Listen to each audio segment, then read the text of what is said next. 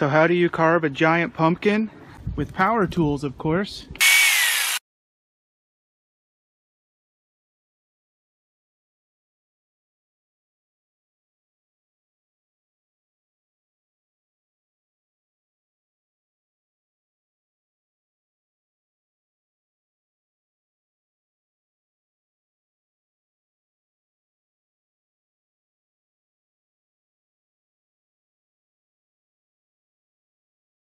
Wow! Yeah.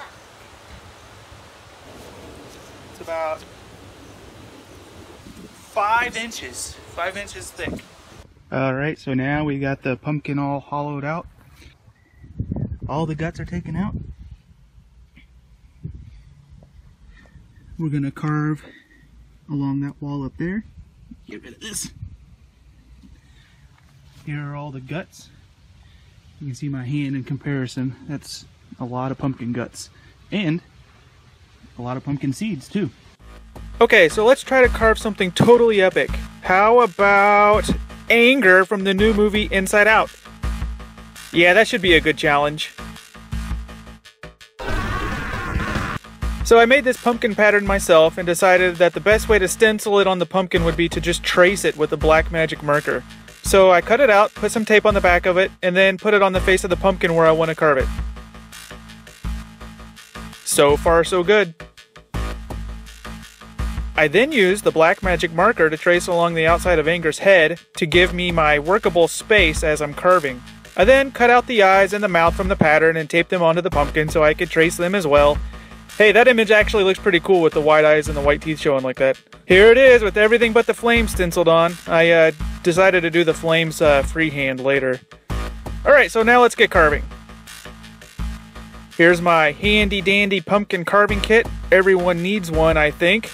It consists of those basic carving saws, the scoopers, and the precision knife set here. It's a pretty cool knife set I got at a hardware store for about $2. Nothing fancy here, but it gets the job done. We also have some chisels that I'll show you in a little bit.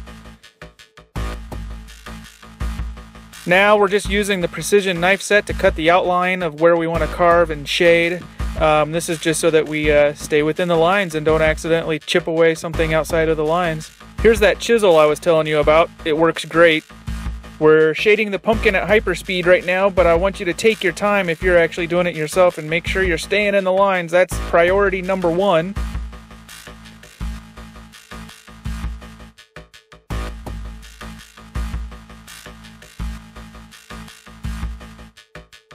And boy, this pumpkin is thick. Just exactly how thick it is determines how deep I need to actually shade in order to get that contrast that I'm looking for. So to see how deep to shade, I use this modified hacksaw blade. I taped it so that my hands are safe. And I puncture this hacksaw blade through the pumpkin in a place that'll eventually be cut out. I then peek inside the pumpkin to get an idea of how thick it is right where I'm wanting to carve so I can see just how deep to shade. In this case, I need to shade about a whole 3 inches. And that, my friends, is a lot of shading. Okay, let's go back to shading and wrap this thing up. Okay, and here it is. I cut out the eyes, the teeth, and the flames, and I shaded all the rest. So, this was a huge challenge, but I'm apparently a glutton for punishment.